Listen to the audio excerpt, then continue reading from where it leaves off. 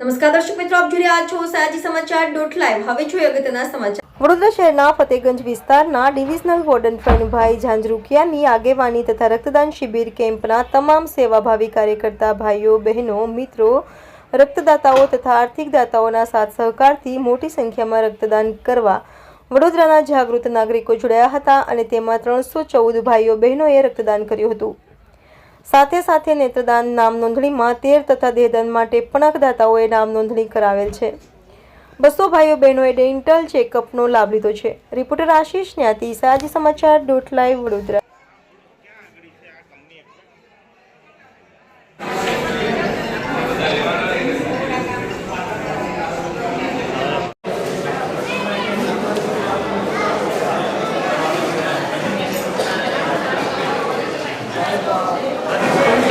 આજે ફતેગંજ વિભાગ નાગરિક સંરક્ષણ દળ સંસ્થા દ્વારા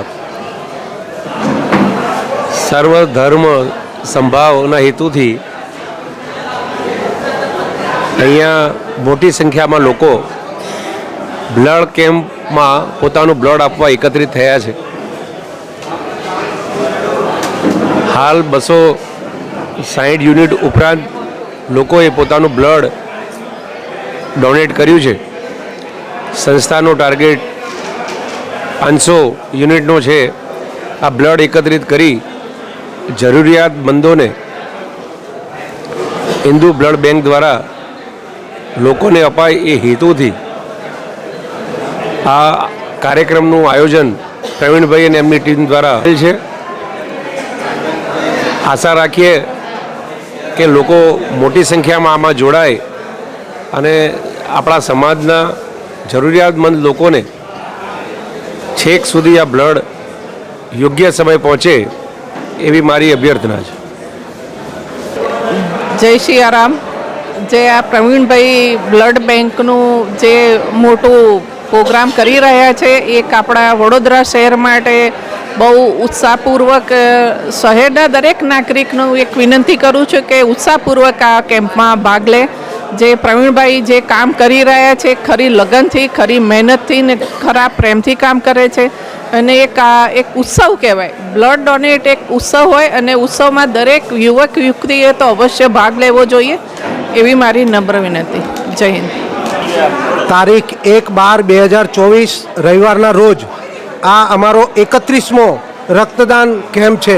સાથે સાથે નેત્રદાન નામ નોંધણી, દેહદાન નામ નોંધણી અને એની સાથે અમે ફ્રી ડેન્ટલ ચેકઅપ કેમ્પનું પણ આયોજન કરેલ છે।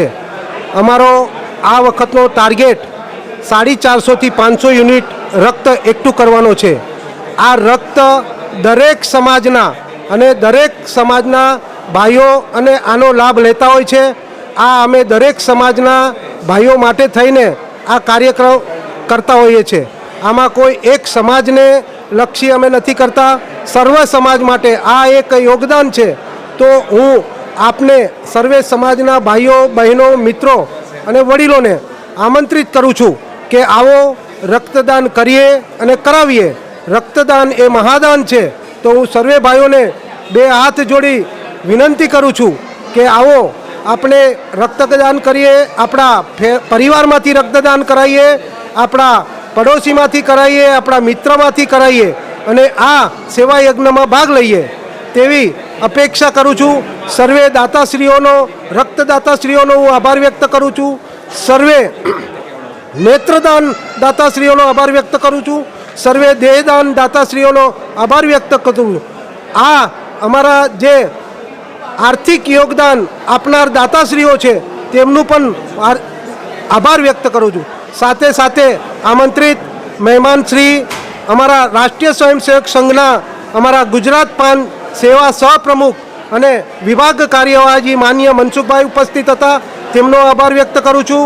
સાથે સાથે એ ડિવિઝન એસીપી સાહેબ શ્રી ધર્મેન્દ્રસિંહ ચાવડા સાહેબનો પણ ખૂબ ખૂબ આભાર વ્યક્ત કરું છું। સાથે આપણે શોભનાબેન રાવળ ઉપસ્થિત છે, મહિલા આયોગ ગુજરાત પ્રદેશ અધ્યક્ષ, તેમનો પણ હું ખૂબ ખૂબ આભાર વ્યક્ત કરું છું। બેન શ્રી દરેક વખતે રક્ત પણ આપતા હોય છે અને હું તેમને મોટા બેન તરીકે માનું છું। તો આ સાહેબ અધિકારીઓ છે, અમારા વિસ્તારના કાઉન્સિલર વર્ષાબેન વ્યાસનો પણ આભાર વ્યક્ત કરું છું. સાથે સાથે 3 નંબર વોર્ડના કાઉન્સિલરશ્રીનો પણ આભાર વ્યક્ત કરું છું. સાથે આ કેમ્પની અંદર જે કોઈ ભાઈ સેવા આપી રહ્યા છે બધાનો હું આભાર વ્યક્ત કરું છું. જ્યારે પણ ભગવાન કરે આ રક્તની કોઈને જરૂર ના પડે પણ જરૂર પડે તો અવશ્ય મારો સંપર્ક કરે. 24 કલાક મારો ફોન ચાલુ હોય છે. કોઈ બિના સંકોચે ગમે ત્યારે ફોન ઉપાડું છું અને ગમે ત્યારે હું જેટલી મદદ થાય બનતી મદદ બધી જ કરવામાં તત્પર રહું છું. તો હું સર્વે સમાજને આહ્વાન કરું છું, આવો રક્તદાન કરીએ અને કરીએ. સાથે સાથે મીડિયા પણ આપણી જગત, આપણા ભારત દેશની ચોથી જાગીર છે. તો એ મીડિયાનો પણ હું આવા સારા કાર્યક્રમ બતાવે છે તો એમનો પણ હું ખૂબ ખૂબ દિલથી આભાર વ્યક્ત કરું છું. સાથે હિન્દુ બ્લડ બેંકના જે કોઈ સ્ટાફ છે જે આપણને સેવા આપે છે તેમનો પણ હું આભાર વ્યક્ત કરું છું. સાથે સાથે HDFC બેંક તરફથી જે દાતાશ્રીઓને ગિફ્ટ આપવામાં આવે છે, સર્ટિફિકેટ આપવામાં આવે છે તેમનો પણ આભાર વ્યક્ત કરું છું. અને જે આ કેમ્પમાં સેવા આપનાર સર્વેનો આભાર વ્યક્ત કરું છું. અસ્તુ, વંદે માતરમ, ભારત માતા કી જય, જય હિન્દ.